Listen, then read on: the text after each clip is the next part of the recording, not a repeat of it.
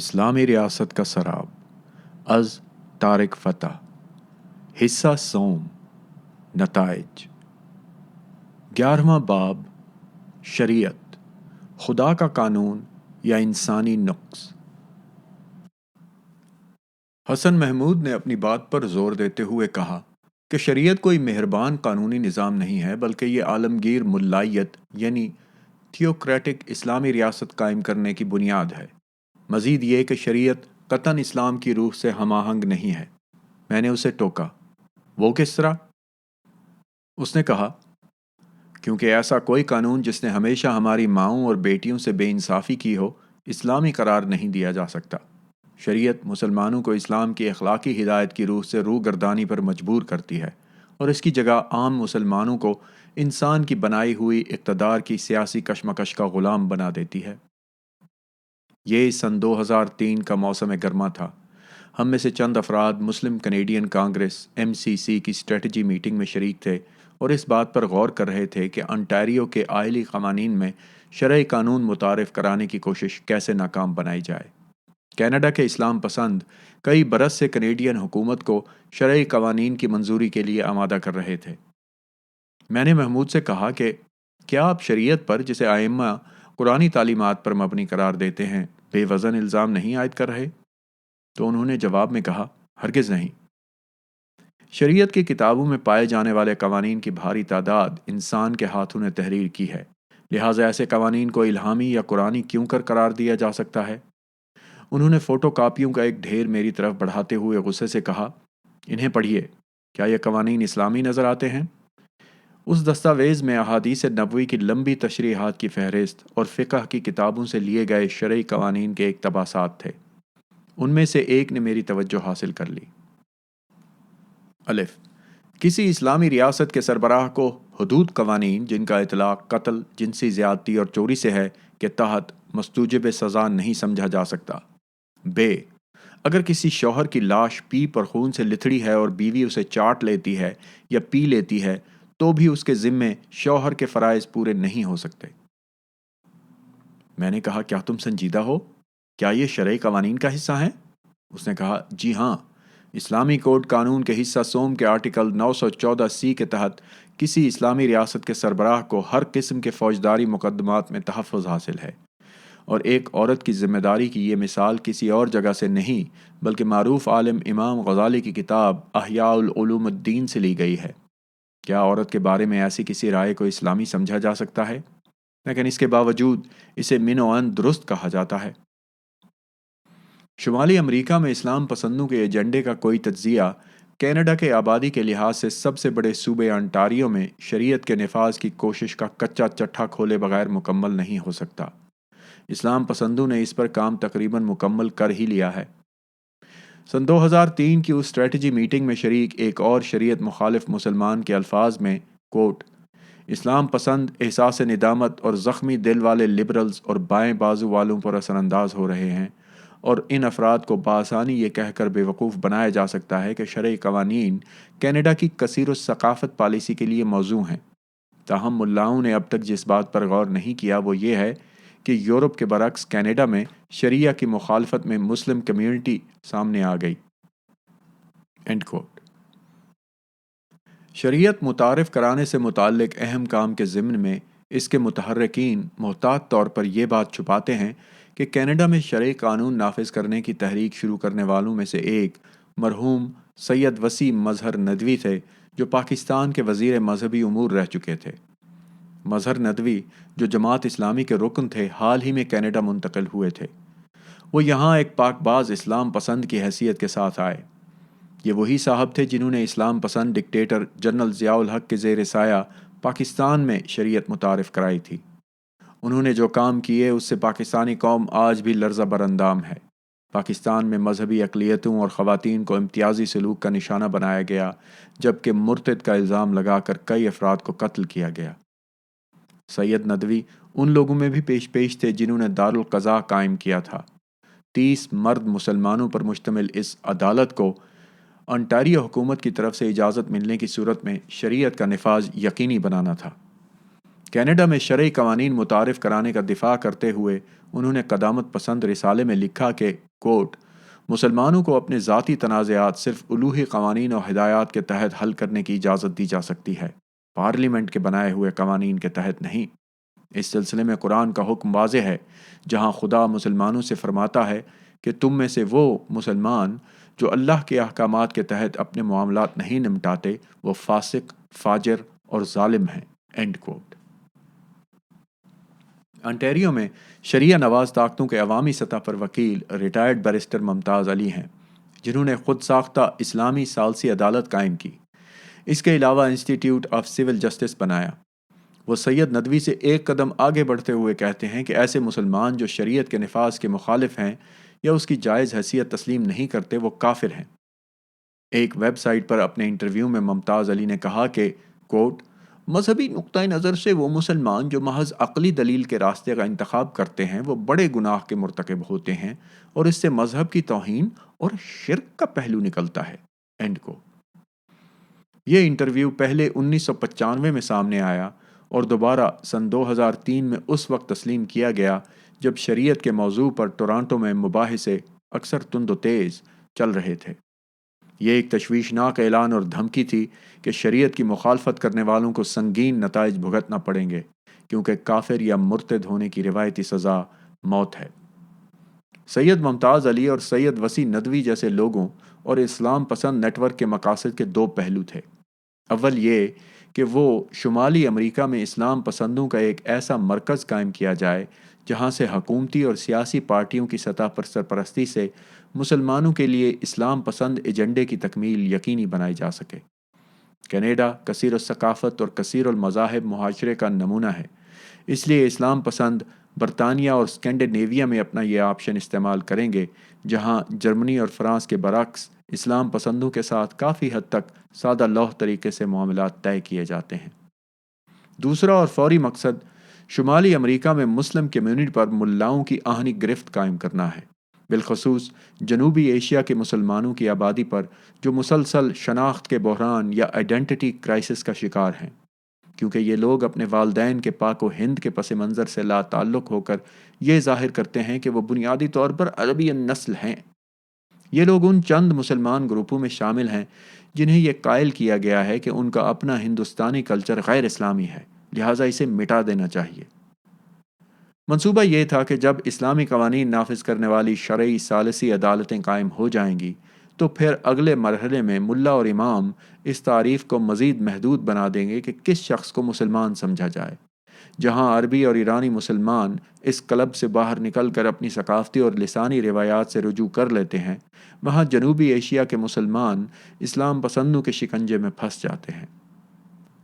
بہرحال انٹیریو حکومت نے کسی مذہب کی بنیاد پر تیار کردہ قانونی نظام پر پابندی لگانے کا فیصلہ کیا، تاہم مسلمانوں کے مخالف گروپوں کے درمیان بحث کافی تند و تیز رہی۔ لبرل اور سیکولر تنظیم مسلم کینیڈین کانگریس MCC، جس سے میں نے بھی تعاون کیا، نے کینیڈا میں شریعت متعارف کرانے کی تجویز کے خلاف سب سے بڑھ کر آواز اٹھائی اور یہ موقف اختیار کیا کہ خاندانی تنازعات حل کرنے کے لیے مذہبی قوانین کے استعمال کی تجویز سے مسلمان کمیونٹی میں گہرے اختلافات پیدا ہوئے ہیں اور خواتین تنظیموں، حقوق اطفال کے علمبرداروں اور مذہب کو ریاست سے الگ کرنے کے حامیوں میں تشویش کی لہر دوڑ گئی ہے۔ MCC نے کہا کہ کوٹ شریعت متعارف کرانے کی تجویز نے کینیڈا میں مسلمان کمیونٹی کو ایک سیکنڈ کلاس کمپارٹمنٹ میں محصور کر دیا ہے، حالانکہ انسانی اور آئلی قانونی حقوق مفاد عامہ کا مسئلہ ہے۔ یہ اندرون خانہ مسلمانوں کو الگ تھلگ کرنے کی کوشش ہوگی۔ اول یہ کہ کینیڈا کے آئین اور اقدار سے متصادم مسلم لا کے نفاذ کے حامیوں کے انتہا پسندانہ اور نظریاتی ایجنڈے کو تقویت ملے گی۔ دوم، اسی طرح اس امر سے عدم رواداری کے حامل نسل پرست کینیڈین غیر مسلم سوسائٹی کو موقع ملے گا جو مسلمانوں کو معاشرے کے مرکزی دھارے سے باہر رکھنا چاہتے ہیں۔ یہ سب کچھ مذہبی رواداری اور برداشت کے بددیانت پردے کی آڑ میں ہوگا۔ اینڈ کو کینیڈا میں شرعی قانون متعارف کرانے کی تجویز کے مخالفین نے انٹیریو کے وزیر اعلیٰ ڈالٹن میگنٹی پر زور دیا کہ وہ مذہبی علماء کی طاقت میں اضافے کے نتائج کا نوٹس لیں، بالخصوص ان واقعات کا جائزہ لیں جہاں مذہب کو امن ہم آہنگی کے قیام کی بجائے دہشت پھیلانے کے لیے استعمال کیا جا رہا ہے۔ شریعت کی مخالفت کا مطلب یہ نہیں کہ ہم اپنی زندگی کے معاملات میں مذہب کے کردار کی اہمیت گھٹانا چاہتے ہیں، بلکہ اس کا مقصد مذہب کو پبلک پالیسی میں گھسیٹ لانے کے خطرات اور اس کے ساتھ ساتھ اس معاشرے میں جس میں مذہبی تصادم کے خطرات موجود ہیں کو مزید تقسیم کرنے سے بچانا ہے۔ حکومت نے انٹیریو کی ایک سابق خاتون اٹارنی جنرل میرین بوئڈ کو صورتحال کا جائزہ لے کر سفارشات مرتب کرنے کی ذمہ داری سونپی۔ میرین بوئڈ، جو بائیں بازو کی جماعت نیو ڈیموکریٹک پارٹی کی وجہ سے اٹارنی جنرل بنی تھی، کی رپورٹ دیکھ کر ملک کو شدید دھچکا لگا۔ انہوں نے سفارش کی کہ مسلم اصولوں کو فیملی ایکٹ کے متبادل کے طور پر فیملی تنازعات کے حل میں استعمال کی اجازت دی جانی چاہیے۔ انہوں نے احتیاط کا مظاہرہ کرتے ہوئے شریعہ کی جگہ پر مسلم اصول کا لفظ استعمال کیا، کیونکہ شریعت کے نقطے پر سوال اٹھائے جا سکتے تھے۔ میرین بوئڈ بائیں بازو والوں میں سے وہ واحد فرد نہیں جنہوں نے کینیڈا میں شریعت کے نفاذ کی حمایت کی۔ شدت پسند بایاں بازو گروپ بھی آگے بڑھا اور یہ خیال پیش کیا کہ چونکہ لینن نے سوویت یونین کی ایشیائی ریاستوں میں شرعی عدالتوں کو برقرار رکھنے کی اجازت دی تھی، لہٰذا اسلام پسندوں کی حمایت سوشلسٹ اصولوں کے عین مطابق ہے۔ برطانیہ کے بائیں بازو کے بے باک اور متنازع سیاستدان جارج گیلوے نے بھی کینیڈا کے دورے میں اسلام پسند مقاصد کا ساتھ دیا۔ شریعت کی بھرپور حمایت کرتے ہوئے انہوں نے مسلمانوں کے معاملات ان کے اپنے قانون کے تحت چلانے کے حقوق کا دفاع کیا۔ ٹورانٹو یونیورسٹی میں تقریر کرتے ہوئے انہوں نے انٹیریو کی جماعت NDP کے رہنما ہاورڈ ہیمپٹن پر طنز کرتے ہوئے کہا کہ اسے کینیڈا میں شریعت کے نفاذ کی حمایت اور مسلمانوں کے مفادات کے تحفظ کے لیے اٹھ کھڑا ہونا چاہیے۔ ہیمپٹن اور ان کی پارٹی حال ہی میں اپوزیشن میں بیٹھی ہے اور وہ اسے عدالتی نظام کی نجکاری قرار دیتی ہے۔ گیلوے کی طرف سے شریعہ کی توثیق سے الٹرا لیفٹ اور اسلام پسندوں کے درمیان قریبی تعلقات کے کار کی عکاسی ہوتی ہے۔ یقیناً گیلوے نہ ٹورانٹو کا انتہائی بایاں بازو لینن کی اس تنبیہ کا حوالہ دیتا ہے جس میں انہوں نے پین اسلامزم اور اس قسم کے دیگر رجحانات کے خلاف لڑائی کی ضرورت پر زور دیا تھا، جس کے بارے میں انہوں نے لکھا کہ یورپی اور امریکی استعمار کے خلاف آزادی کی تحریک کے ساتھ خواتین، جاگیرداروں، ملاؤں وغیرہ کی پوزیشن مضبوط کرنے کے خلاف بھی لڑائی کی ضرورت ہے۔ مسلم کینیڈین کانگریس نے بوئڈ کی رپورٹ کی فوری مذمت کرتے ہوئے کہا کہ اسلامی اصولوں کی منظوری کے پردے کے پیچھے در حقیقت چوری چھپے شریعت کی حمایت کی جا رہی ہے۔ انسان کے بنائے ہوئے قوانین جنہیں غلط طریقے سے الوہی احکام قرار دیا جاتا ہے، یہ کینیڈین قانون کے تحت بحث یا ترمیم کی اجازت نہیں دی جا سکتی۔ دیگر مسلمانوں نے بھی کینیڈین عدالتی نظام میں شرعی قوانین متعارف کرانے کے خلاف آواز بلند کی۔ نیو یارک ریاست کی کولگیٹ یونیورسٹی کے ایرانی نژاد امریکی پروفیسر امید صفی نے کہا کہ کوٹ کینیڈین باشندوں یا کینیڈا کے مسلمانوں کے لیے مذہبی قانون کو پارلیمنٹ کے تخلیق کردہ کثیر الجہتی قانونی نظام کا متبادل قرار دینا نہ صرف بے انصافی بلکہ تمام کینیڈین شہریوں کے مفادات سے متصادم ہے۔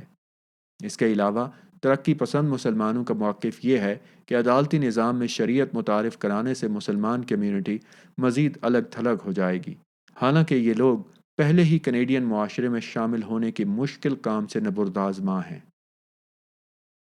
ادھر یورپ سے پروفیسر طارق رمضان، جو پہلے سوئٹزرلینڈ کی فرائبرگ یونیورسٹی میں پڑھاتے تھے، نے مصری میگزین کو بتایا کہ کینیڈین مسلمانوں کو اپنی شرعی عدالتیں قائم کرنے کی کوئی ضرورت نہیں، کیونکہ ایسی عدالتیں ضروری نہیں۔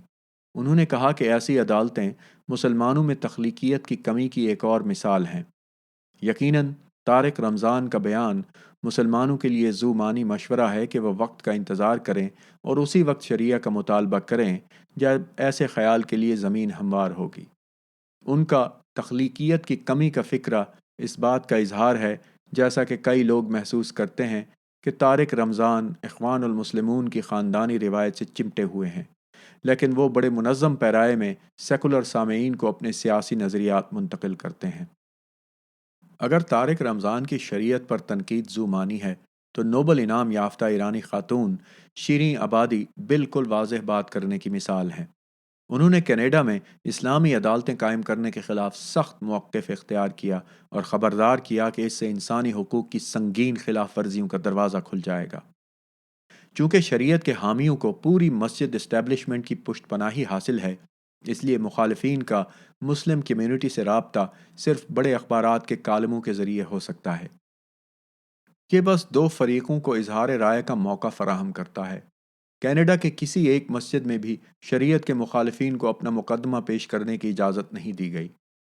میں نے اگست 2005 میں کچنر واٹرلو کے اخبار دی ریکارڈ میں لکھا، میں سمجھتا ہوں کہ مساجد، چرچ، مندر اور معبد معاشرے میں اہم کردار ادا کر سکتے ہیں، لیکن ان کا کردار صرف مصالحت تک محدود ہونا چاہیے اور انہیں نہ کینیڈا کے عدالتی نظام میں مداخلت کرنی چاہیے اور نہ ہی خود ساختہ مذہبی جج کرائے پر لے کر متوازی پرائیویٹ سیکٹر کی عدلیہ چلانی چاہیے۔ میں نے صوبے کے وزیر اعلیٰ کے نام کھلے خط میں اس فیصلے کے بین الاقوامی اثرات پر زور دیا اور مگنٹی سے یہ بھی کہا کہ ان کے فیصلے کے کنیڈین معاشرے اور پوری اسلامی دنیا پر طویل المدت مضمرات مرتب ہوں گے، جہاں ترقی پسند اور لبرل مرد اور خواتین شریعہ کو سیاسی نظام سے باہر کرنے کی جدوجہد کر رہے ہیں۔ میں نے خط میں لکھا کہ میرا موقف مذہب کے خلاف نہیں، بلکہ اس کے برعکس میں مذہبی آزادی کی آئینی ضمانت کا حامی ہوں، لیکن مذہبی آزادی کا مطلب یہ نہیں ہوتا کہ ہم قوانین کو کمزور اور اماموں، ربیوں اور پادریوں کو ان کی متعلقہ کمیونٹیز پر مسلط کر دیں، بالخصوص سب سے زیادہ متاثرہ کمیونٹی پر۔ پروفیسر امیر صفی، جو اس وقت شمالی امریکہ کی پروگریسو مسلم یونین کے سربراہ ہیں، نے لکھا کہ ہمیں اس صورتحال پر تشویش ہے کہ دنیا بھر کی غلام اسلامی حکومتیں کینیڈا کی نشاندہی کر کے وہاں شریعت نافذ کرنے کے امکانات دیکھ رہی ہیں تاکہ ان کے جابرانہ قانونی نظام کو جواز میسر آ سکے۔ یہ اسلامی فقہ پر بحیثیت مجموعی تبصرہ نہیں، بلکہ ان ممالک میں شریعت کی غلامانہ تشریحات پر اظہار رائے ہے۔ یہ سوچنا غیر حقیقت پسندانہ ہوگا کہ ایران کے آیت اللہ حضرات یا سعودی عرب میں وہابی ازم کے مبلغین اس اقدام کو اپنے جابرانہ ویژن کے فروغ کے لیے استعمال نہیں کریں گے۔ And quote. فرانس سے مارسی کے اسلامی ماہر قانون اور مفتی اعظم نے ان لوگوں کی آواز میں آواز ملائی جو آئلی معاملات میں شرعی قوانین کے اطلاق کی مخالفت کر رہے تھے۔ مفتی شعیب بن شیخ، جو اسلامی قانون کے سب سے بڑے عہدیدار ہیں، نے مونٹریال کانفرنس کو بتایا کہ شریعت کی تخلیق کئی صدیوں پہلے خالصتاً انسانوں نے کی۔ انہوں نے کہا کہ ان تشریحات کا معاصر کینیڈین معاشرے پر اطلاق نہیں ہونا چاہیے۔ انہوں نے سوال کیا کہ کیا ایسے معاشروں میں شریعہ کا نفاذ ممکن ہے جہاں ایسے دساتیر سے امور حکومت چلائے جاتے ہیں جو صنفی برابری کے علمبردار ہیں؟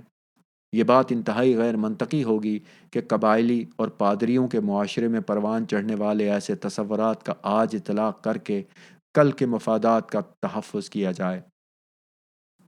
وینکوور کی سائمن فریزر یونیورسٹی کے اس وقت کے پروفیسر تاج ہاشمی نے on line magazine Muslim wake up .com میں اپنے ایک آرٹیکل میں شریعہ اسلامی ہے اور نہ ہی کینیڈین کے عنوان سے لکھا کہ اسلام پسند اور ان کے بائیں بازو کے حمایتی عام کینیڈین کی معصومیت سے کھیل رہے ہیں۔ انہوں نے لکھا کہ معاصرین بوائڈ نے اپنا مقدمہ بڑے مناسب انداز میں پیش کیا ہے۔ ان کے نزدیک اسلامی اصولوں کو مذہبی ثالثی کے لیے قابل قبول بنانے پر غور کرنا چاہیے جب تک کہ یہ کینیڈین قانون کی خلاف ورزی نہ کریں۔ حیران کن طور پر وہ ہمیں بتاتی ہیں کہ ہمیں اس بات پر بالکل واضح ہونا چاہیے کہ یہ شہری قانون نہیں۔ اس سے بھی بڑھ کر حیران کن بات یہ ہے کہ انٹیریو میں شرعی ثالثی کے بڑے وکیل سید ممتاز علی بوائڈ رپورٹ پر بہت مسرور ہیں، کیونکہ اس رپورٹ میں شامل 46 سفارشات ان کی تیار کردہ ہیں۔ ممتاز علی مجوزہ شرعی بورڈ کو دنیا کے لیے مغربی معاشرے میں شرعی قانون کے استعمال کا نمونہ قرار دیتے ہیں۔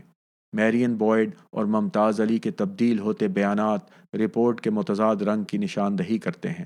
ایسا لگتا ہے کہ بوائڈ ہمارے ساتھ آنکھ مچولی کھیل رہی ہیں اور چاہتی ہیں کہ شریعت کو کسی دوسرے نام سے متعارف کرا دیا جائے۔ اینڈ کوٹ۔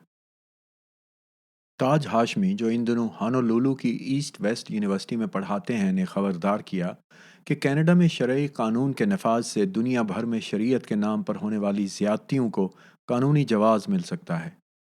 انٹیریو کی تمام جماعتوں سے تعلق رکھنے والی خاتون ارکان پارلیمنٹ اسلام پسند منصوبے کے خلاف کھڑی ہو گئیں۔ کیوبیک کی قومی اسمبلی نے مسلمان ایم این اے فاطمہ ہدا پپن کی کاوشوں کے باعث متفقہ طور پر کیوبیک میں شریعہ قانون نافذ کرنے کو مسترد کر دیا اور انٹیریو کی حکومت سے درخواست کی کہ وہ بھی اس کی تقلید کرے۔ اس کے علاوہ عام کنیڈین شہریوں میں بھی غم و غصے کی لہر دوڑ گئی، کیونکہ انہیں یہ جان کر صدمہ پہنچا کہ اسلام پسند چوری چھپے ان پر اپنا ایجنڈا مسلط کرنا چاہتے ہیں۔ اس سے ہٹ کر لیکن نہایت اہم طور پر Canadian Council of Muslim Women کی زیر قیادت خواتین کے گروپوں اور ان کی صدر عالیہ ہاگبن نے اسلام پسندوں کو ان کے عزائم میں ناکام بنانے کے لیے متاثر کن لابینگ کی۔ اس کونسل اور انٹیریو کی خواتین ارکان پارلیمنٹ کی کوششوں سے اس مہم کے آگے وقتی طور پر بند گیا۔ نفاذ شریعت کے مخالفین کے خلاف طاقتور مسلم تنظیمیں اور تقریباً پورے ملک کی مسجد اسٹیبلشمنٹ متحد تھی۔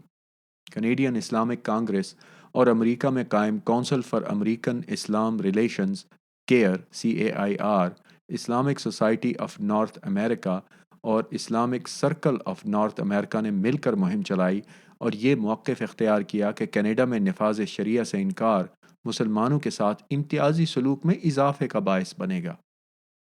انٹیریو کی فیملی لا کورٹ سسٹم میں نفاذ شریعت کا مطالبہ کرنے والے اسلام پسندوں کو اخبار دی گلوب اینڈ میل اور ٹورانٹو سٹار کے سینئر ایڈیٹر کا دست شفقت بھی حاصل ہوا۔ سٹار میں ہفتے میں 2 بار شائع ہونے والے اپنے کالم میں ہارون صدیقی نے شرعی قانون کے مخالفین کا تمسخر اڑاتے ہوئے ان میں سے ایک کیوبیک کی مسلمان رکن قانون ساز اسمبلی فاطمہ ہدا پیپن کے بارے میں لکھا کہ وہ باطل مسلمان ہیں اور کئی مسلمان ان پر لعن طعن کر رہے ہیں۔ ایسا پہلی بار نہیں ہوا تھا کہ انہوں نے شریعت کا دفاع کیا ہو۔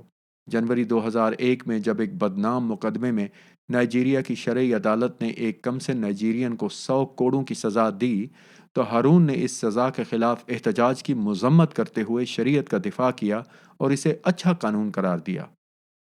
انہوں نے لکھا کہ کوٹ شریعہ تاہم مقبول ہے جس سے ایک بدعنوان اور لاقانونیت والے معاشرے میں امن قائم ہوا، end quote. Canadian Islamic Congress کے صدر نے ٹورانٹو اسٹار میں لکھا کہ ایسے مسلمان جو شریعت کے مخالف ہیں وہ لادین مسلمان ہیں جنہیں یہ بتانے کا حق نہیں کہ مذہبی لوگوں کو کیا کرنا چاہیے۔ اصل میں یہ صاحب کینیڈا کی 99% آبادی کو ایسے وقت پر بحث سے باہر رکھنا چاہتے ہیں جبکہ ملک کا قانونی نظام خراب کیا جا رہا ہے۔ یہ منطق کے بنیاد پرست مسلمانوں پر منطبق ہونے والے قوانین پر بحث بھی صرف انہیں ہی کرنی چاہیے۔ ملک کے 7.5 لاکھ مسلمانوں کی امنگوں کے خلاف ہے۔ 11 ستمبر 2005 کو وزیر اعظم، یہاں اس کو وزیر اعظم بار بار لکھا ہوا ہے، یہ وزیر اعظم نہیں ہے، یہ وزیر اعلیٰ تھا۔ 11 ستمبر 2005 کو وزیر اعلیٰ انٹیریو میگنٹی نے اعلان کیا کہ ان کی حکومت نے سابق اٹارنی جنرل میرین بوائڈ کی سفارشات کو مسترد کر دیا ہے۔ 1 سال بعد انٹیریو حکومت نے تمام مذہبی عدالتیں غیر قانونی قرار دے دیں اور کینیڈین شریعہ نافذ کرنے کی کوشش ناکام بنا دی تو اسلام پسند گروہوں نے احتجاج شروع کر دیا۔ اس احتجاج میں انہیں مصر کی اخوان المسلمون، پاکستان کی جماعت اسلامی اور ایران کے حکمران آیت اللہ صاحبان کی حمایت حاصل ہو گئی۔ ایک پریس کانفرنس میں شریعہ کے حامیوں نے آئینی راستہ اختیار کرنے کی دھمکی دی تاکہ حکومت کو اپنا فیصلہ واپس لینے پر مجبور کیا جا سکے۔ انہوں نے نسلی امتیاز کا شوشہ چھوڑا اور کہا کہ شرعی عدالتیں غیر قانونی قرار دینا نسلی امتیاز برتنا ہے۔ میز کے سرے پر مسلم ایسوسی ایشن آف کینیڈا کے نمائندے بیٹھے تھے۔ یہ ایک اہم واقعہ تھا کیونکہ اسی سے ظاہر ہو گیا کہ اس کا تعلق غیر قانونی جماعت اخوان المسلمون سے ہے۔ اس کی ویب سائٹ کہتی ہے کہ مسلم ایسوسی ایشن آف کینیڈا MAC اسلام پر عمل پیرا ہے اور اس کے نفاذ کے لیے کوشاں ہے، جیسا کہ اخوان المسلمین کے مرحوم بانی حسن البنا نے معاصر پیرائی میں اسے سمجھا تھا۔ MCA گویا اخوان المسلمین کے فلسفے کی تقلید کر رہی ہے جس کا مقصد بڑھتے ہوئے مغربی اثر و نفوذ کے مقابلے میں اسلامی قوانین اور اقدار کا نفاذ ہے۔ اگرچہ اخوان المسلمون تشدد پسند اور بنیاد پرست گروپوں کی ایک پوری نسل پر اثر انداز ہوئی ہے، لیکن MAC کے ترجمان یاسر ہزارہ نے آنکھ جھپکے بغیر نیوز کانفرنس میں کہا کہ گروپ کی بنیادی اقدار کینیڈا کی اقدار سے ہم آہنگ ہیں۔ MAC نے اپنی ویب سائٹ پر لکھا کہ کوٹ ہمارا پختہ یقین ہے کہ ہمارا فلسفہ اور ویژن دونوں سے برتر ہے اور ہم اس بات کے لیے کوشاں ہیں کہ ایسا حقیقت میں بھی ہو۔ تاہم ترجمان نے یہ واضح نہیں کیا کہ وہ کس طرح اخوان المسلمون کے فلسفے کو کینیڈا میں حقیقت کا روپ دیں گے۔ اسی پریس کانفرنس میں Islamic Society of North America ISNA کی ترجمان کیتھی بولاک نے قرار دیا کہ وہ کینیڈا کے ان قوانین سے متفق نہیں جن میں مرد و خواتین سے یکساں سلوک کا ذکر کیا گیا ہے۔ انہوں نے اخباری نمائندوں کو بتایا کہ کوٹ مغرب میں خواتین کی برابری کا تصور دراصل آزاد خیال حقوق نسواں کے مفہوم سے عبارت ہے، جس کے مطابق اگر مردوں اور خواتین کے ساتھ واضح انداز میں یکساں سلوک نہیں کیا جاتا تو اس کا مطلب ہے کہ خواتین پر جبر کیا جا رہا ہے۔ خواتین کی برابری کے بعض دیگر مفاہیم بھی ہیں، اور ان میں سے سب سے بہترین قرآنی نقطہ نظر ہے کہ خواتین مردوں سے مختلف لیکن برابر ہیں۔ End quote. مختلف لیکن برابر اور صنفی برابری کی مثال کا حوالہ دیتے ہوئے بولاک کہتی ہیں، اگرچہ جائیداد میں سے بیٹوں کو شریعت کے تحت زیادہ حصہ ملتا ہے، بیٹوں کو خواتین کی دیکھ بھال کا بھی ذمہ دار سمجھا جاتا ہے، لہٰذا یہ عدم مساوات جائز ہے۔ اس تنظیم کی ویب سائٹ کے مطابق ISNA شمالی امریکہ میں اسلامی طرز زندگی کا قیام چاہتی ہے اور اس مقصد کے لیے درست عقیدے اور درست مفہوم سے رہنمائی لی جا رہی ہے۔ سیکولر MCC یعنی مسلم کینیڈین کانگریس اور شریعہ مخالف تحریک، جس کی سربراہ ایرانی جلاوطن خاتون ہما ارجمن ہیں، کے ہاتھوں شکست کھانے کے بعد کینیڈا کی مسجد اسٹیبلشمنٹ غصے میں کھولتی رہی۔ ان اسلام پسندوں نے نیا چولا بدلا اور کینیڈا کے سیاسی ماحول کے لیے اپنے آپ کو قابل قبول بنانے کی کوشش کی۔ ان کے پاس مساجد اور ممبر تھے، اس لیے بہت سے اماموں نے کینیڈا کے معاشرے کی سادہ لوحی سے فائدہ اٹھانے کی کوشش کی۔ انہوں نے ان مسلمانوں کو بدنام کرنا شروع کیا جو ان کی اتھارٹی کو چیلنج کر رہے تھے۔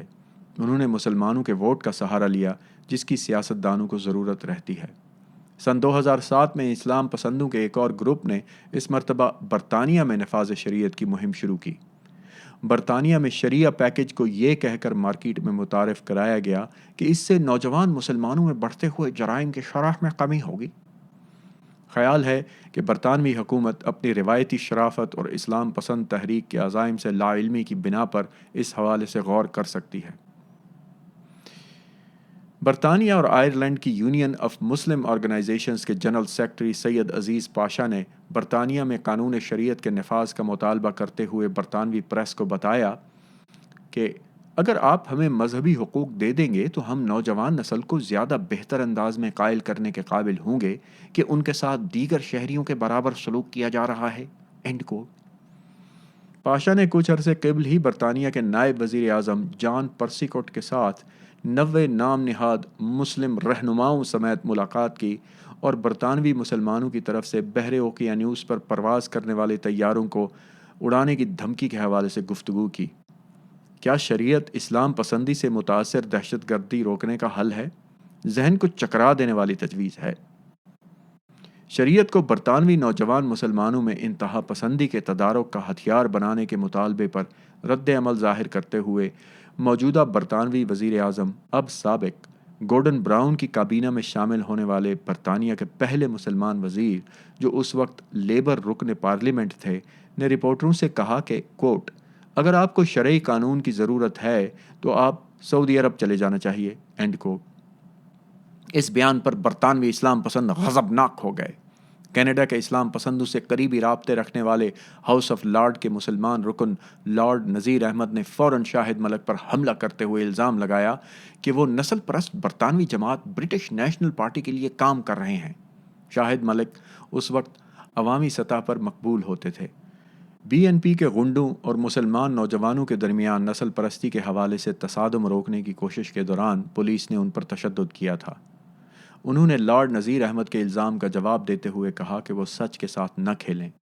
انہوں نے لکھا کہ لارڈ احمد مسلم لیبر رہنما نے میرے تاثرات سنے۔ میں نے بالکل یہ کہا کہ مسلمان اگر شریعت چاہتے ہیں تو انہیں اس جگہ جانا چاہیے جہاں یہ چیز انہیں دستیاب ہو، جس پر لارڈ احمد نے مجھ پر الزام لگایا کہ میں BNP کے لیے کام کر رہا ہوں۔ وہ اپنی رائے میں آزاد ہیں، لیکن اس پوری بحث میں میری طرح کی تھوڑی سی دیانتداری سے سیاستدانوں کا اعتماد بحال ہو سکتا ہے اور عوامی کشیدگی میں کمی آ سکتی ہے۔ اچھا، یہاں میں یہ بتاتا چلوں کہ یہ لارڈ نذیر احمد صاحب کو فروری 2022 میں 5 سال 6 ماہ کی سزا دی گئی فار چائلڈ سیکس افینسز۔ تو اس کی خبر یہ ہے، Lord Nazir Ahmed 64 has been jailed for 5 years and 6 months. He was found guilty of 2 counts of attempted rape and 1 of بگری. بگری کا مطلب ہوتا ہے لونڈے بازی.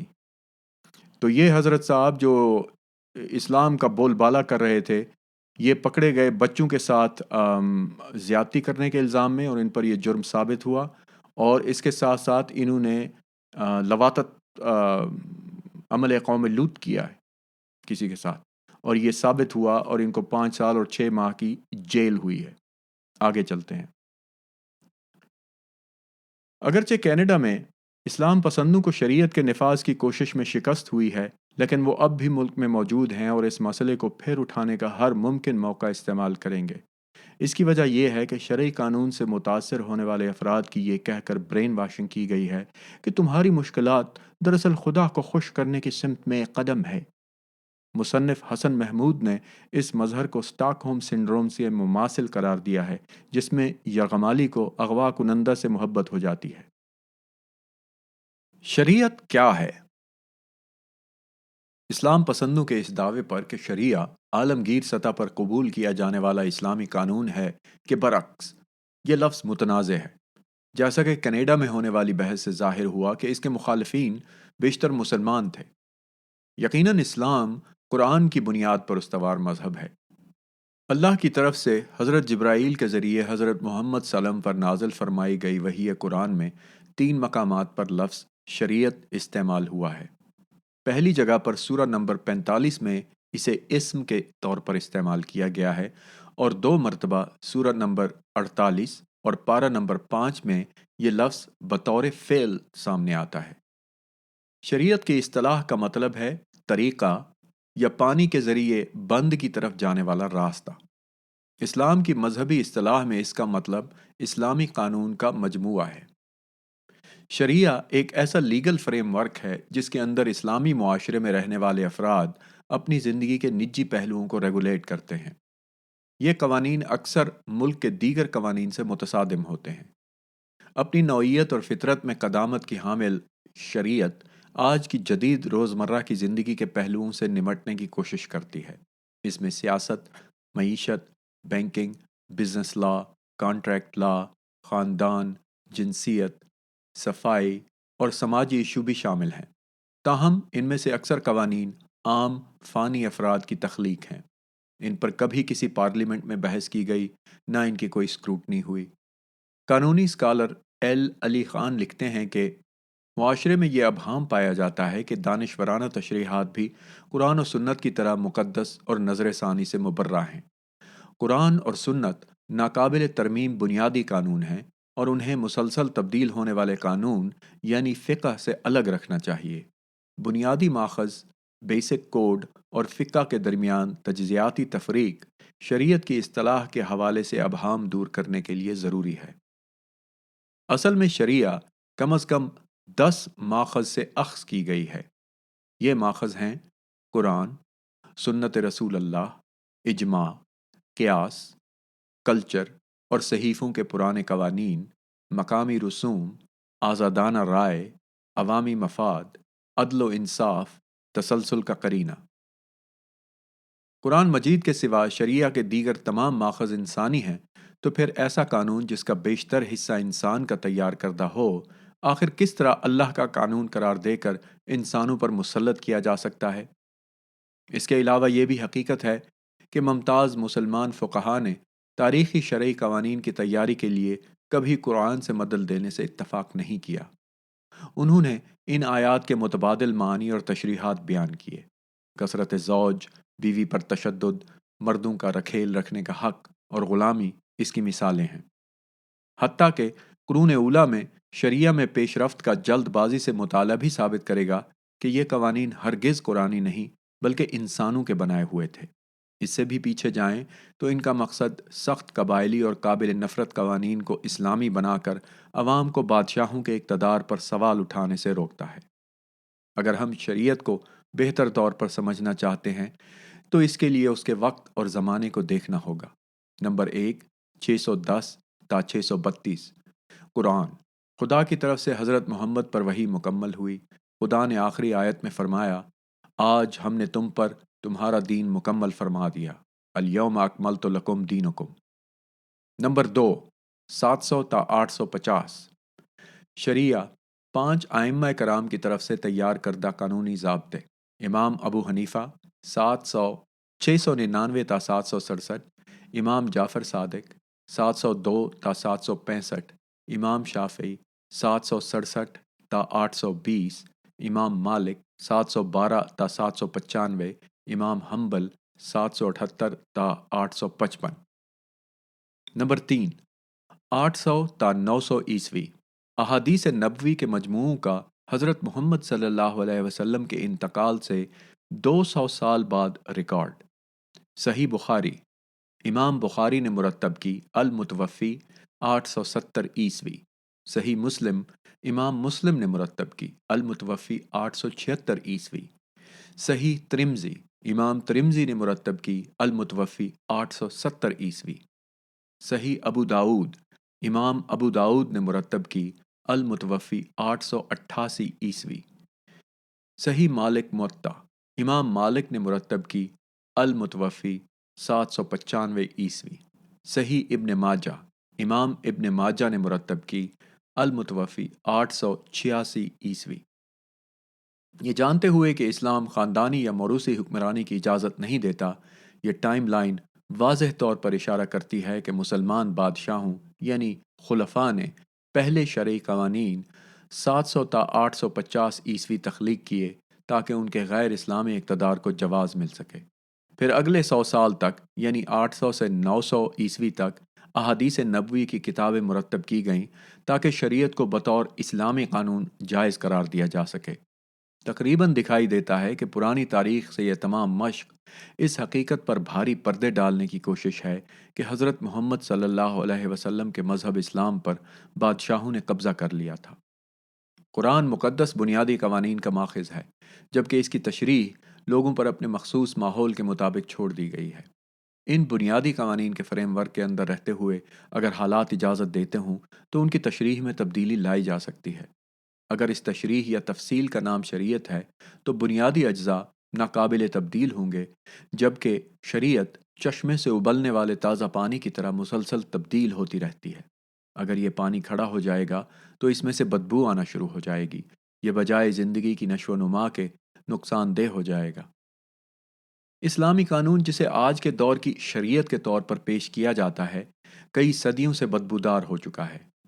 اس میں حیرت نہیں کہ جہاں کہیں بھی شریعت نافذ کی گئی، یہ پھوڑے کی شکل اختیار کر گئی اور انسانی روح کے لیے انتہائی مضر ثابت ہوئی۔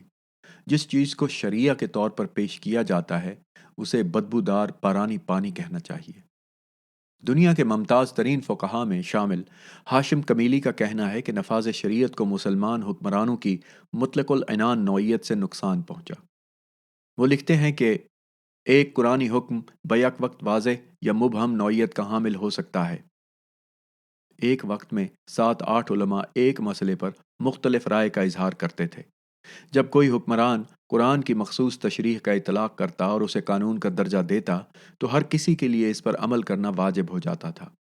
اسلام کے 4 بڑے فقہا کے شاگردوں نے اسلامی قوانین کی تشریح اپنے اساتذہ ابو حنیفہ، شافعی، مالک اور حنبل کے نام پر کی۔ چاروں فقہ بڑے قوانین کے بارے میں یکساں ہیں، حتیٰ کہ آج بھی سنی مسلمان خود کو ان چاروں کا پیروکار متصور کرتے ہیں۔ شیعہ فقہ بہت بعد میں تیار ہوئی۔ یہ بات قابل ذکر ہے کہ ان چاروں اماموں نے مختلف خلفاء کی بار بار دعوت کے باوجود خود کو اقتدار کے ایوانوں سے دور رکھا۔ سیاسی اتھارٹی کو مسترد کرنے پر ان کے ساتھ انتہائی بدسلوکی کی گئی۔ امام ابو حنیفہ کو قید کر کے زہر دے دیا گیا۔ امام مالک کے ہاتھ سرعام کاٹ دیے گئے۔ امام شافعی کو قید رکھا گیا اور امام حنبل کو قتل کر دیا گیا۔ وہ قوانین جو ان کے ائمہ کرام سے منسوب کیے جاتے ہیں دراصل ان کے شاگردوں نے سیکھے اور اپنے اساتذہ کے نام پر شریعت کی تشکیل کی۔ ہمارے پاس ایسا کوئی ذریعہ نہیں جس سے ہم ٹھیک طریقے سے اندازہ لگا سکیں کہ ان قوانین کی تعریف واقعی ان ائمہ کرام نے کی یا ان کے شاگردوں نے ان کے بعد۔ بیک وقت 5 شریعتوں کی موجودگی اور ان میں تضادات اور اختلافات سے ثابت ہوتا ہے کہ یہ خدا کا قانون نہیں بلکہ انسان کی مہم جوئی ہے۔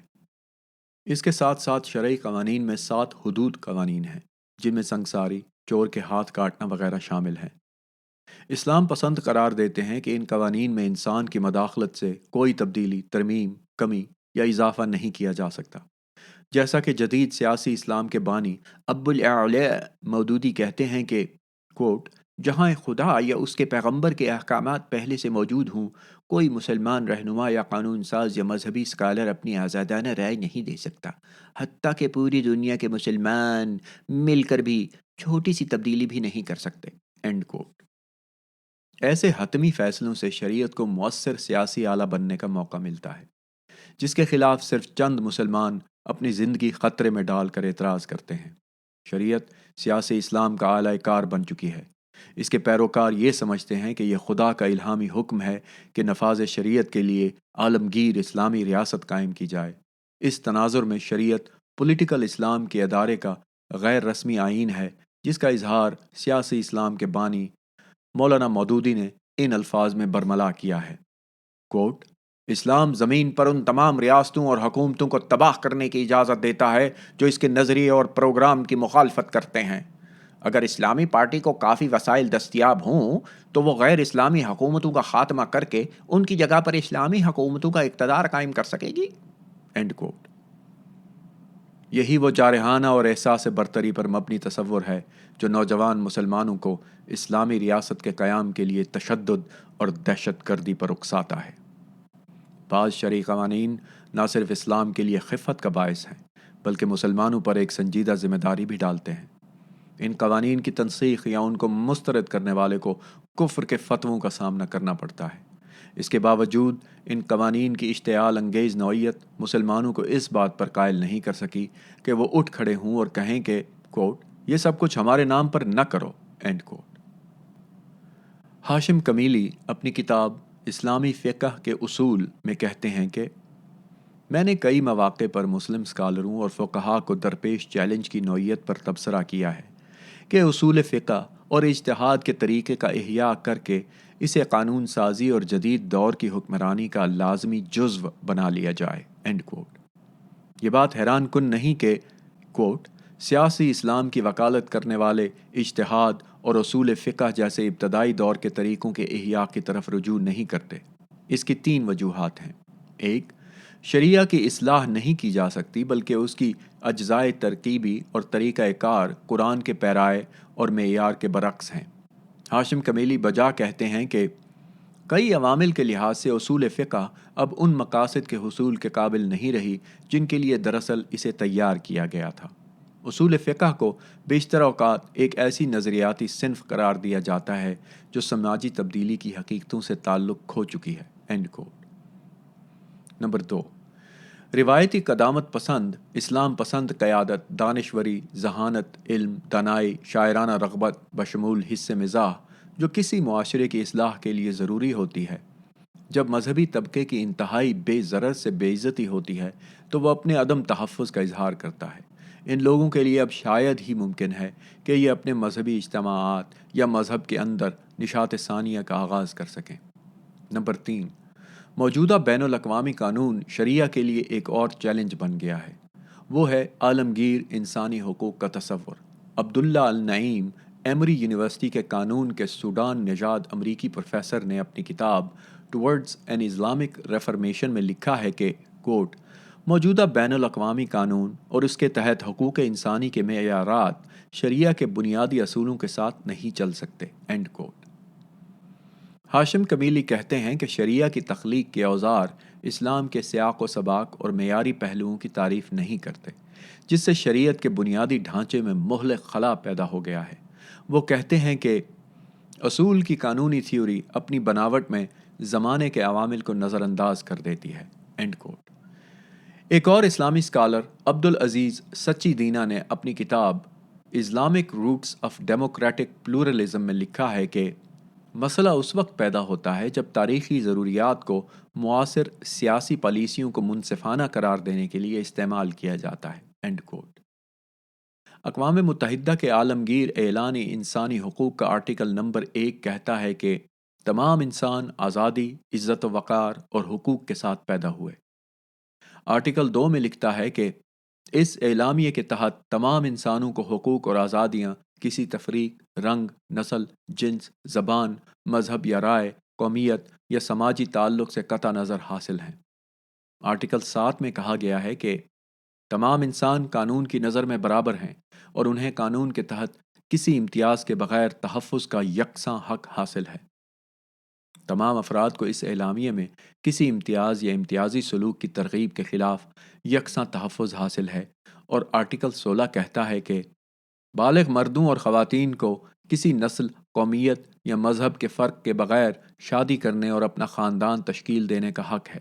انہیں شادی کرنے، شادی کے دوران یا شادی کے خاتمے کے یکساں حقوق حاصل ہیں۔ End quote. اسی طرح آرٹیکل 18 میں تحریر ہے کہ ہر فرد کو سوچ، فکر اور مذہب کی آزادی کا حق حاصل ہے۔ اس حق میں مذہب یا عقیدے کی تبدیلی کا حق بھی شامل ہے۔ اس کے علاوہ عوامی یا نجی سطح پر تنہا یا کمیونٹی کے ساتھ اپنے مذہب یا عقیدے کی تبلیغ، پریکٹس، عبادت اور عمل کا حق حاصل ہے۔ شریعہ قانون ان تمام دفعات کے ساتھ متصادم ہے۔ مثال کے طور پر جب شریعت کے حامی کہتے ہیں کہ شریعت خواتین کے حقوق کا احترام کرتی ہے، تو اس سے ان کی مراد یہ نہیں ہوتی کہ شریعت عورتوں کو مردوں کے برابر حقوق دیتی ہے۔ شریعت ان لوگوں کے لیے سخت سزائیں تجویز کرتی ہے جو سچے عقیدے سے روگردانی کرتے ہیں۔ اس طرح شریعت اقوام متحدہ کے اعلامیے کے آرٹیکل 1، 2، 7، 16 اور 18 کی خلاف ورزی کرتی ہے۔ یہ بات حیران کن نہیں کہ انسانی حقوق کے کتنے ہی علمبردار شریعت کے خلاف سرگرم عمل ہیں۔ بالخصوص خواتین کی تنظیمیں عالمی قانونی نظام سے شریعت کے اخراج کی تحریک میں آگے آگے ہیں۔ شریعت کی مطلق العنان اور استبدادی نوعیت قرآن کی خلاف ورزی کرتی ہے، جو واضح طور پر فرماتا ہے کہ انبیاء کرام کا کام حکمرانی کرنا نہیں بلکہ خدا کا پیغام بنی نوع انسان تک پہنچانا ہے۔ قرآن میں خدا نے حضرت محمد اور مسلمانوں کو کئی مقامات پر یاد دلایا کہ ہم نے آپ کو ان لوگوں کا نگران بنا کر نہیں بھیجا، بس کہہ دو کہ میں تم پر نگران نہیں مقرر کیا گیا۔ ہم نے آپ کو ان پر نگران مقرر نہیں کیا اور آپ کے ان معاملات کے انچارج نہیں۔ میں تمہارا انچارج نہیں۔ ہم نے آپ کو اے محمد ان کا نگران بنا کر نہیں بھیجا۔ جو کوئی غلطی کرتا ہے وہ اس کی اپنی بھول ہوتی ہے اور آپ ان کے نگران نہیں۔ آپ کا فرض صرف پیغام پہنچانا ہے۔ آپ کو یاد دلا دیں کیونکہ آپ صرف یاد دلانے والے ہیں۔ آپ صلی اللہ علیہ وسلم ان پر نگران نہیں۔ مختلف آیات۔ اسلام کے 5 بنیادی ارکان توحید، نماز، روزہ، زکوٰۃ اور حج تمام غیر سیاسی ہیں۔ اگر اسلامی ریاست میں عوام پر شریعت کی بنیادوں پر استوار قوانین کے ذریعے حکمرانی اتنی ہی ضروری ہوتی تو حضرت محمد کم از کم زندگی میں ایک مرتبہ تو اس کا ذکر کرتے، لیکن انہوں نے ایسا نہیں کیا۔ 40,000 احادیث میں کسی جگہ پر حضرت محمد نے کسی اسلامی ریاست کے ڈھانچے یا جانشینی یا حکمرانی کے قاعدے کی تفصیل بیان نہیں کی۔ حتیٰ کہ آپ نے اپنے آخری خطبے میں بھی حکمرانی یا شریعت کی بابت کوئی ہدایات جاری نہیں کی۔ ان شواہد کے باوجود کہ شریعت قرآن سے متصادم ہے، اسے بھی کئی لوگ اللہ کا قانون سمجھتے ہیں۔ اس بات میں کم ہی شک ہوگا کہ 1400 سال پہلے اسلام نے حقوق نسواں کے لیے بعض انقلابی اقدامات کیے۔ سوال یہ ہے کہ قرآن نے آخر مکمل انسانی حقوق کے قیام کے عمل کو حتمی شکل کیوں نہیں دی؟ اس نے غلامی کو یکسر ممنوع کیوں نہیں قرار دیا؟ کیا یہ ممکن ہے کہ خدا کے نزدیک انسانوں کے غیر انسانی رویے کی اصلاح کا یہ موزوں وقت نہیں تھا؟ شاید اللہ اپنی حکمت سے اس بات سے بخوبی آگاہ تھا کہ معاشرے میں سماجی اور ثقافتی عمل انقلاب کی بجائے ارتقاء سے زیادہ بہتر طور پر مکمل کیا جا سکتا ہے۔ اگر معاشرہ ذہنی طور پر تیار نہ ہو تو کوئی بھی نظام چاہے یہ اچھا کیوں نہ ہو بزور مسلط نہیں کیا جا سکتا، بلکہ اس سے لوگ ابہام، ابتری اور پھر تباہی کا شکار ہو جائیں گے۔ یقیناً ہمیں ماضی بعید کے صحرائی معاشرے کا نفسیاتی رجحان ذہن نشین رکھنا ہوگا۔ اسلام اور مسلمانوں کے مفصل مطالعے سے معلوم ہوتا ہے کہ ابتدائی دور میں کئی تنازعات کے باوجود پیغمبر اسلام سلام نے اپنے پیروکاروں کو آہستہ آہستہ اور بتدریج مساوات اور عدل کے لیے تیار کیا۔ بسا اوقات انہوں نے بہت چھوٹے لیکن اہم قدم اٹھائے۔ آپ کے انتقال کے بعد بجائے یہ کہ یہ سفر آگے بڑھایا جاتا اور نسل اور صنف کے حوالے سے مکمل برابری کی منزل پا لی جاتی، مسلمان اپنے مشرک آباء و اجداد کے نقش قدم کی طرف لوٹ گئے۔ آج احادیث کو استعمال کر کے اسلام پسند اس سفر کے آغاز کو فطری انجام کے طور پر پیش کر رہے ہیں۔ یہ کہاوت کہ طاقت بدعنوان بناتی ہے اور مطلق طاقت مطلقاً بدعنوانی کی طرف مائل کرتی ہے، یعنی power corrupts and absolute power corrupts absolutely کا ترجمہ کیا گیا ہے یہاں پر، مسلمانوں پر صادق آتی ہے۔ جب ایک بار کوئی نظام اقتدار کی سیاست میں پھنس جاتا ہے تو پھر اخلاقیات برقرار رکھنا مشکل ہو جاتا ہے۔ سیاسی بادشاہوں نے اسلام اور اسلامی قانون کے نام پر 1300 سال تک مسلمانوں پر جبراً حکومت کی۔ یہ طویل عرصہ کسی بھی ایسی چیز کو مسلمانوں کے ذہن پر نقش کرنے کے لیے کافی تھا جو وہ اسلام کے طور پر چاہتے تھے۔ چونکہ لفظ شریعہ پہلی بار قرآن میں سامنے آیا، لہٰذا پہلے اس کتاب جس نے انسانی تاریخ کا دھارا تبدیل کر دیا کی تاریخ سمجھنا ضروری ہے۔ حضور سلام پر 23 برسوں کے دوران 6326 قرآنی آیات نازل فرمائی گئیں، اور ان آیات کو آپ کی زندگی میں کبھی مرتب نہیں کیا جا سکا۔ سب سے بہتر تو یہ تھا کہ ان آیات کی تدوین نزولی ترتیب کے لحاظ سے کی جاتی، لیکن ایسا نہیں ہوا۔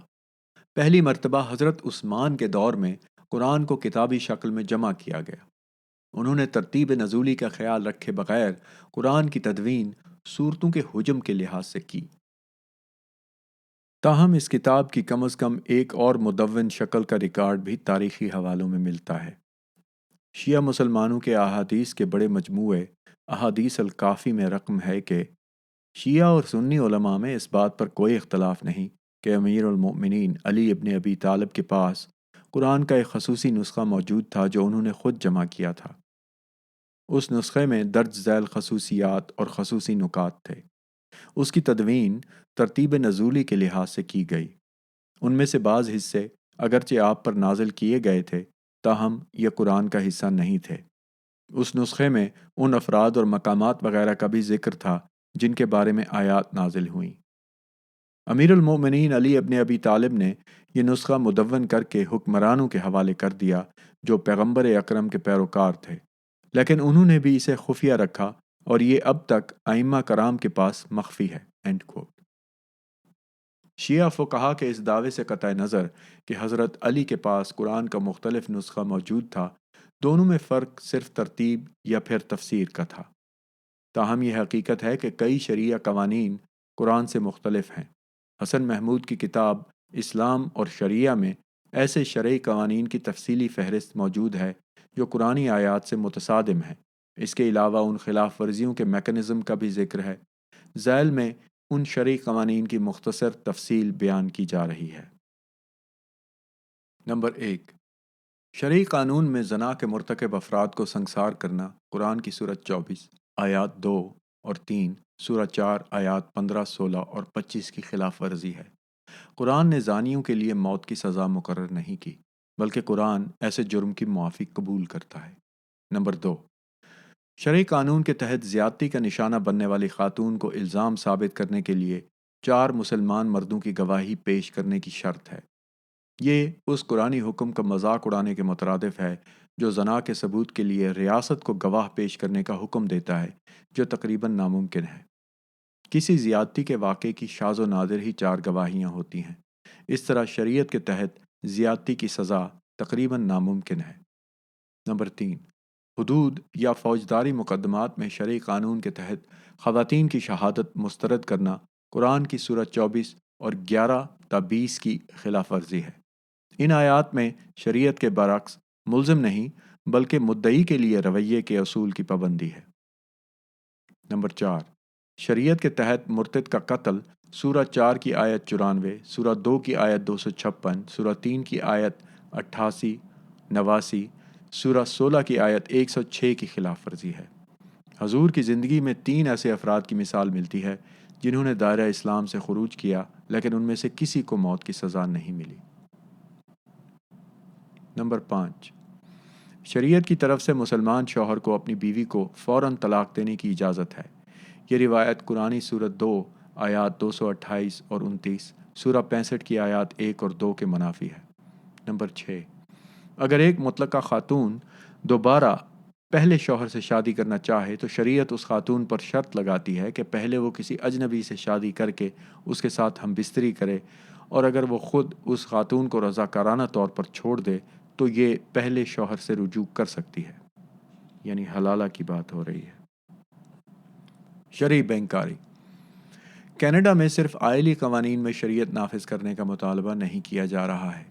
اگرچہ اسلام پسندوں نے شرعی قوانین متعارف کرانے کی کوششوں میں کینیڈا میں کافی ہزیمت اٹھائی ہے، لیکن انہوں نے اپنی شکست تسلیم نہیں کی۔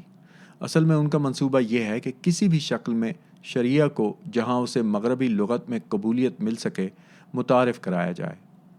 حال ہی میں صوبہ انٹاریو میں حکومتی اجازت اور مالی معاونت سے نجی مدارس کھولنے کی کوشش پر زبردست عوامی رد عمل سامنے آیا۔ شرعی بنیادوں پر موسیقی، شریعت کی منظور کردہ فٹ بال، شریعت کی بنیاد پر ڈاکٹروں کی پریکٹس جس میں صنف مخالف کا علاج ممنوع ہو، آپ اسے کوئی بھی نام دیں، اور اسلام پسند کسی پہلو سے شریعت کو ہماری زندگیوں میں متعارف کرانا چاہتے ہیں۔ البتہ شرعی بینکاری کا شعبہ ایسا ہے جہاں انہیں ٹھوس بنیادیں اور انتہائی طاقتور اتحادی دستیاب ہیں۔ ایک طرف اسلام پسند لندن کے میئر کین لیونگسٹن اور رکن پارلیمنٹ جارج گیلوے جیسے بائیں بازو کے عناصر کے ساتھ مل کر سرمایہ دارانہ نظام کو تمام بیماریوں کی جڑ قرار دیتے ہوئے اس کی خدمت کر رہے ہیں۔ تاہم باریکی سے جائزہ لیں تو پتہ چلتا ہے کہ اسلام پسند سرمایہ دارانہ نظام کی عالمگیر علاقوں سٹی بینک، نارتھ امریکہ، HSBC ہولڈنگز اور بارکلے کے ساتھ بھی صف بندی کر رہے ہیں، اور ان تمام عالمگیر بینکوں نے شریعت کی توثیق کرتے ہوئے زخم خوردہ مسلمانوں کو اسلامی مالیاتی مصنوعات کی پیشکش کرنا شروع کر دی ہے۔ جہاں ایک طرف شریعہ سٹائل کے آئلی قوانین کی تشہیر ائمہ اور مسجد اسٹیبلشمنٹ نے کی، وہاں شرعی بنیادوں پر بینکاری کا فروغ ممتاز مسلمان بینکر اور سرمایہ کاری کے وکلاء جنہیں پیغمبر کی تعلیمات نہیں، منافع خوری سے دلچسپی ہے، کر رہے ہیں۔ مئی 2007 میں اخبار گلوب اینڈ میل نے رپورٹ شائع کی کہ کوٹ کینیڈا کے کئی مالیاتی ادارے ملک کی تیزی سے بڑھتی ہوئی مسلمان آبادی کی خدمت کے لیے شرعی بنیادوں پر گروی کے کاروبار، انشورنس، ٹیکسی لائسنسنگ اور انویسٹمنٹ فنڈ کا آغاز کر رہے ہیں۔ اینڈ کوٹ۔ ولید سلیمان جو معروف مسلمان کارپوریٹ وکیل ہیں اور ان کے کینیڈا کی کنزرویٹو پارٹی کے ساتھ قریبی رابطے بھی ہیں، اس کے فروغ میں لگے ہوئے ہیں۔ معروف فرم اوگلوی رینول LEP سے وابستہ سلیمان نے دی گلوب کو بتایا کہ مجھے امید ہے کہ شرعی بینکاری آنے والے برسوں میں کینیڈا میں تیزی سے مقبول ہوگی۔ End quote. انہوں نے اعتراف کیا کہ شرعی بینکاری کا فروغ ان کی لا فرم کی پریکٹس کا ترجیحی شعبہ بن گیا ہے۔ بینکنگ سے وابستہ مسلمان افسروں کی اس تحریک کو کسی حد تک کامیابی ملی ہے۔ کینیڈا کے بڑے ادارے نہایت محتاط طریقے سے چل رہے ہیں اور ایک لخت اس دوڑ میں کود نہیں پڑے۔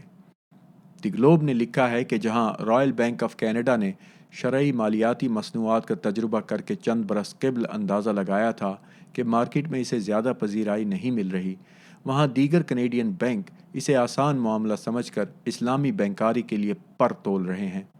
اسکوشا بینک اور ٹورانٹو ڈومینین بینک خاموشی سے غور کر رہے ہیں کہ تارکین وطن آبادی کے بڑے حصے تک رسائی کے لیے شرعی بنیادوں پر بینکاری شروع کی جائے۔ مجھے شبہ ہے کہ ہندو، سکھ اور چینی تارکین وطن کینیڈین حلال بینکوں کے فروغ پر زیادہ خوش ہوں گے۔ شرعی بینکاری کی تشہیر کرنے والے اسلام پسند ہیں اور ان کا ہدف مسلم آبادی پر کنٹرول حاصل کر کے انہیں باقی دنیا اور معاشرے سے الگ تھلگ کرنا ہے۔ اس کے تحت گروی کے معاہدے پر دستخط کرنے والے ہر خاندان کو شریعت اپنا کر دیگر معاشرے کے گناہ گار ساہوکاروں سے لا تعلقی کا اظہار کرنا پڑتا ہے۔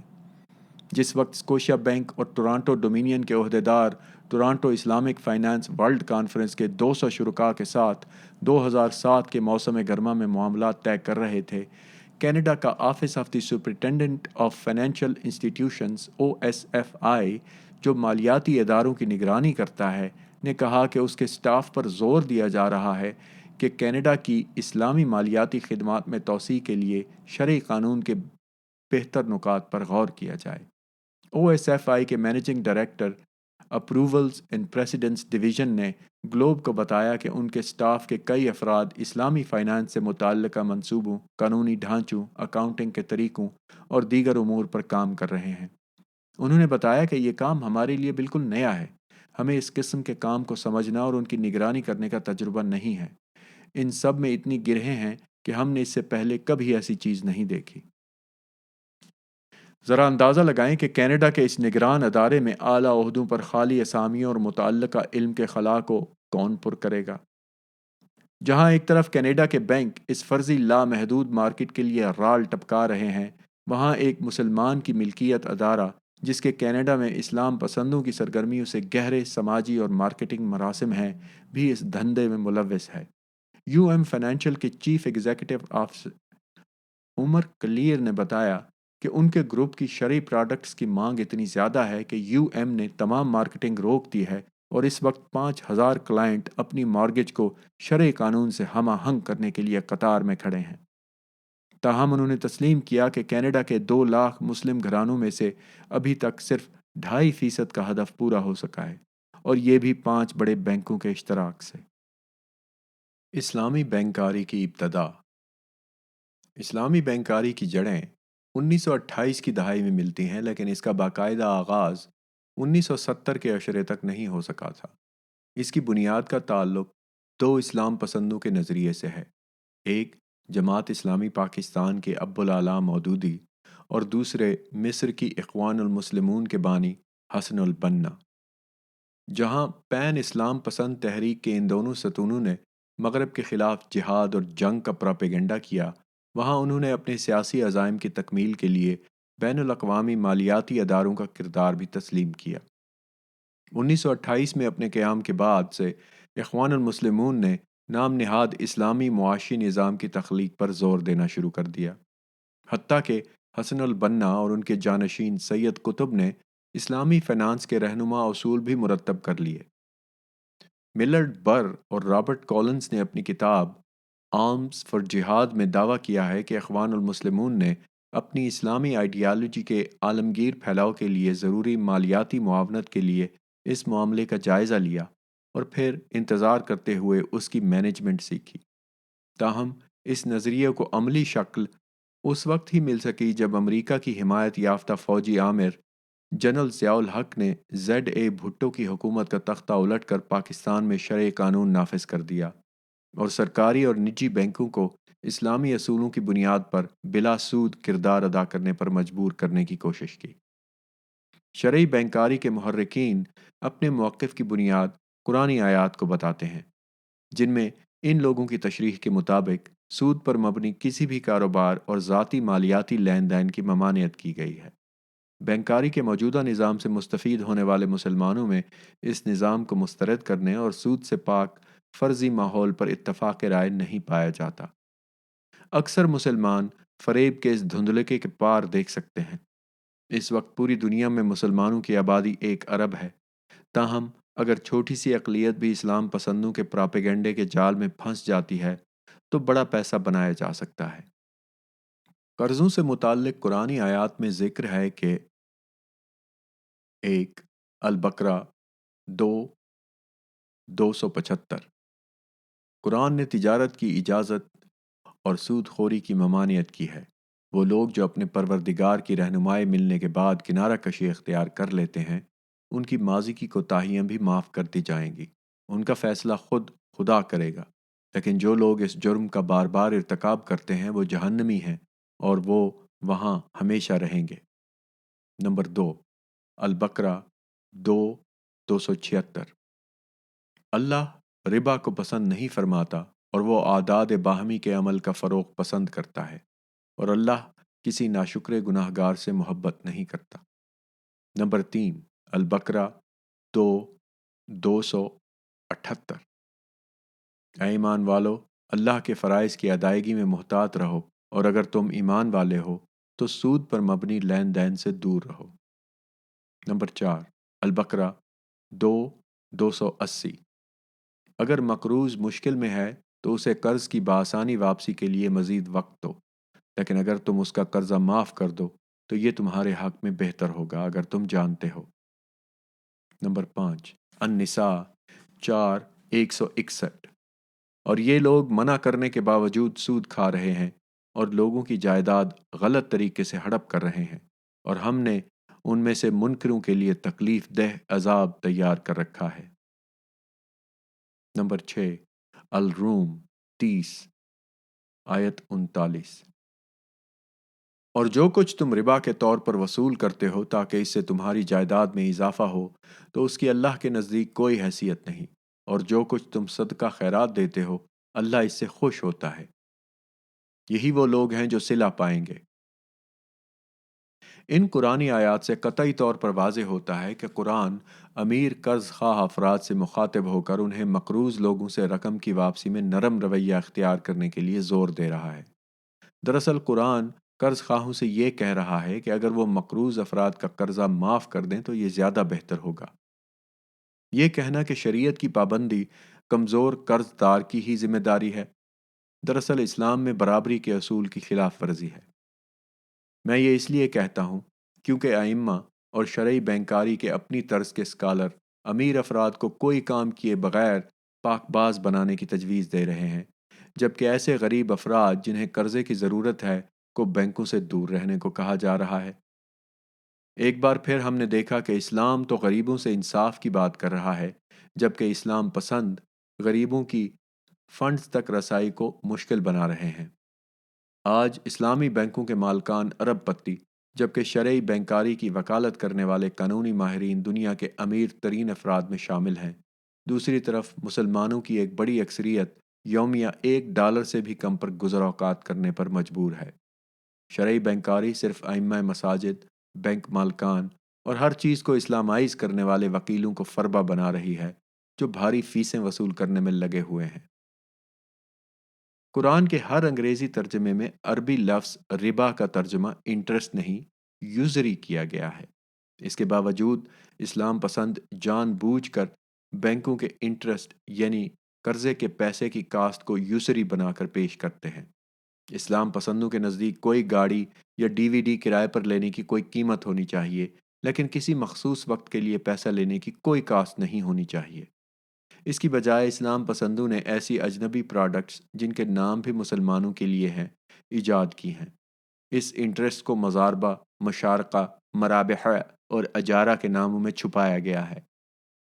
جہاں انٹرسٹ رقم بطور قرض لینے کا معاوضہ ہے اور اسے خاص انداز میں سالانہ فیصد شرح کے طور پر پیش کیا ہے، وہاں یوسری سود پر ادھار دینے اور لینے والے کے انٹرسٹ کا معاوضہ ہے، بالخصوص غیر قانونی طور پر انتہائی زیادہ شرح پر۔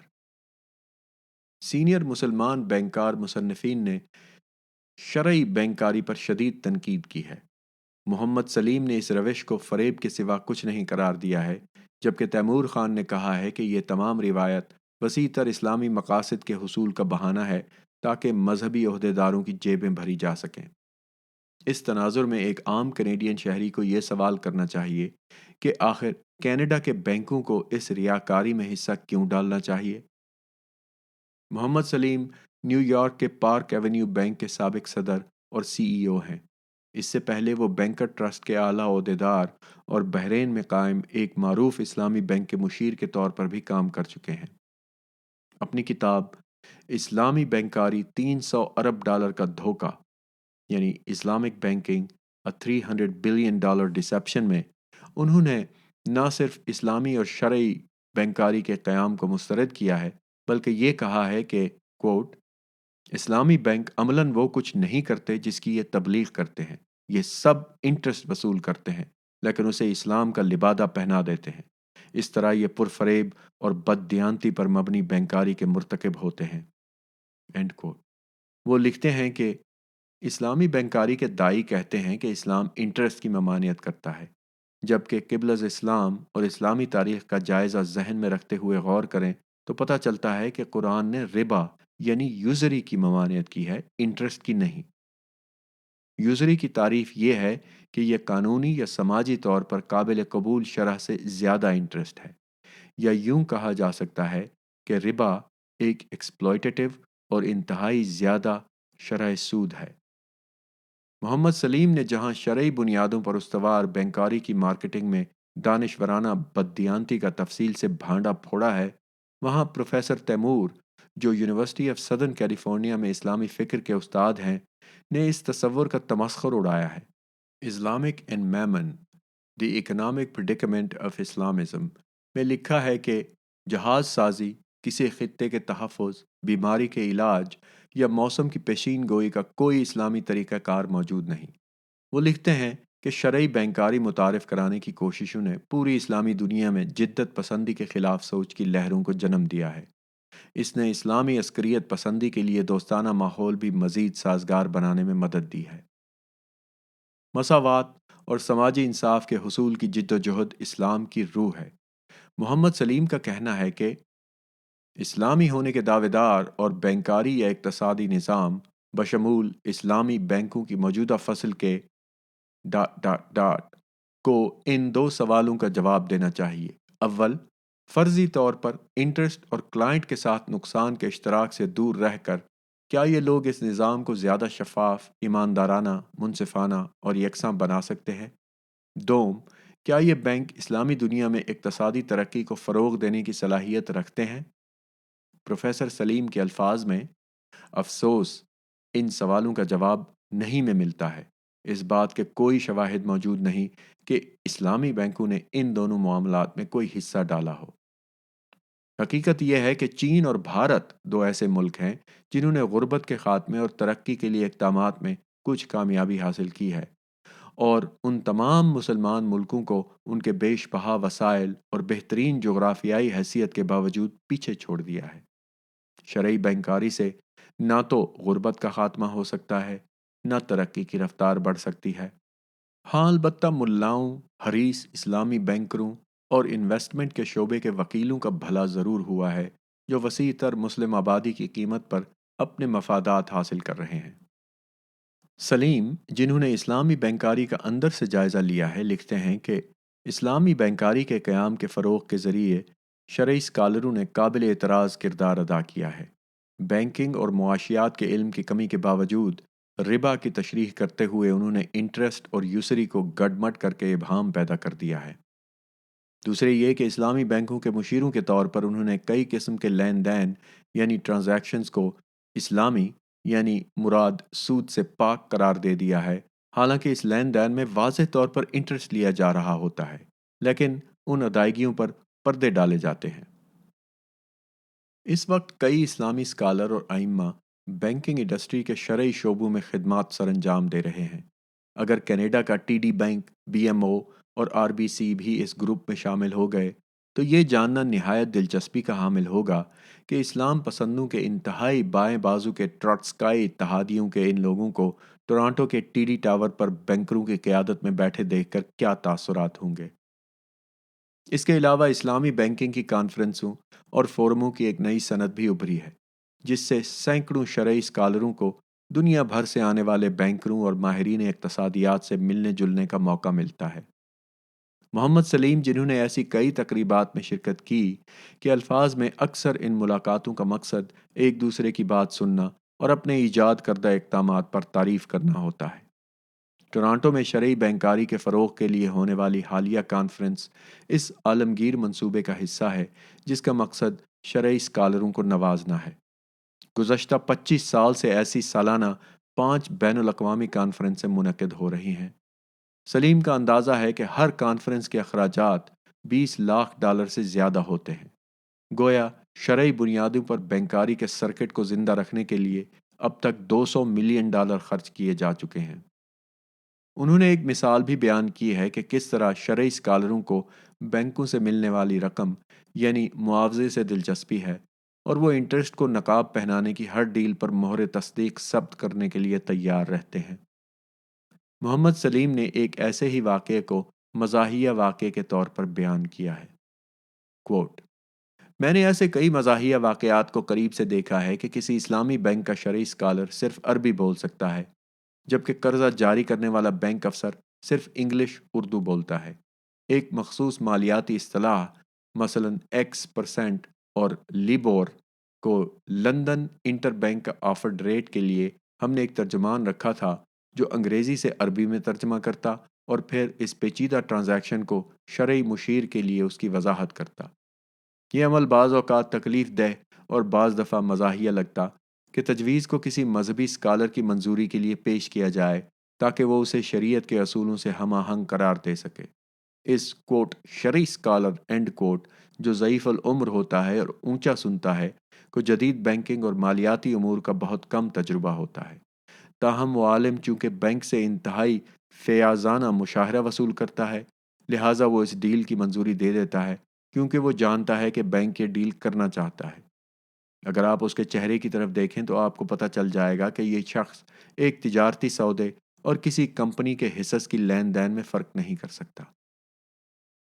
اسلام کے نام پر جو کچھ دھوکہ دہی اور بددیانتی پر مبنی ہے اسے تو اپنا لیا گیا ہے، جبکہ عام مسلمان کو یہ احساس دلایا جا رہا ہے کہ ان کے بینکوں کے ساتھ معاملات غیر اسلامی اور گناہ ہیں۔ جیسا کہ اس مسلمان بینکار محمد سلیم نے پوچھا ہے کہ کئی قسم کے طریقوں، اکثر بناوٹی، کے ذریعے اسلامی بینک آخر میں کوئی خطرہ مول نہیں لیتے۔ اگر اسلامی بینک اپنے ہیم برگر کو مکہ برگر کا نام دے دیں، حالانکہ اس میں وہ تمام اجزاء موجود ہیں جو میک ڈونلڈ برگر میں ہوتے ہیں، تو کیا اس چیز کی اصلیت بدل جائے گی؟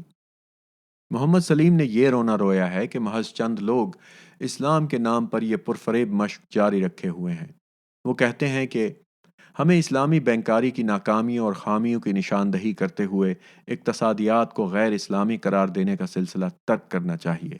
اینڈ کو شاید Scotia Bank, R B C, B M O اور office of the superintendent of financial institution کو اس سابق بینکر کی تنبیہ پر کان دھرنے چاہیے۔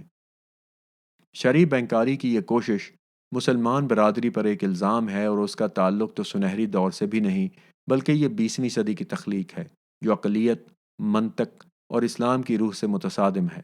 اس کے باوجود اسے ہم پر مسلط کیا جا رہا ہے، حالانکہ اس میں ہمارا کوئی قصور نہیں۔ ایسے وقت میں جب مسلمان اپنے عقیدے کے 1500ویں سال میں پہنچ گئے ہیں تو ہمیں سنجیدگی سے غور کرنا ہوگا کہ ہم ماضی کے اس سامان جس کا نام اسلام کے 5 بنیادی ارکان سے کوئی علاقہ نہیں کے ساتھ آگے کی سمت میں کیسے بڑھ سکتے ہیں۔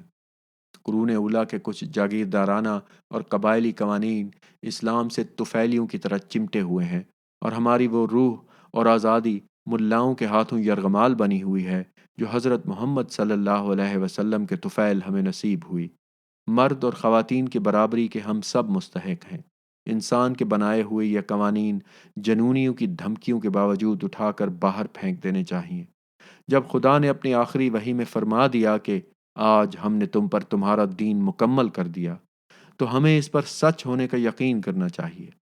روشن خیال اور لبرل مسلمانوں کو یہ ذمہ داری اٹھانے کے لیے اٹھ کھڑا ہونا ہوگا اور ان انسانی حقوق اور جمہوریت کی کامیابیوں کا دفاع کرنا ہوگا جو امریکی اور فرانسیسی انقلابات کی وجہ سے تمام انسانوں کو ملی۔ ایسے افراد تمام قوانین جو جمہوری طور پر منتخب پارلیمنٹوں کے باہر سے آتے ہیں کو قوانین نہیں کہا جا سکتا۔ مسلم ممالک میں رہنے والے مسلمانوں کے پاس شاید نفاذ شریعت سے لڑنے کی جرت یا صلاحیت نہ ہو، لیکن ہم میں سے وہ لوگ جو شمالی امریکہ اور یورپ میں رہتے ہیں کی یہ ذمہ داری بنتی ہے کہ وہ ان ٹھگوں کے سامنے کھڑے ہو جائیں جو مطلق العنانیت کے مزے اٹھا رہے ہیں۔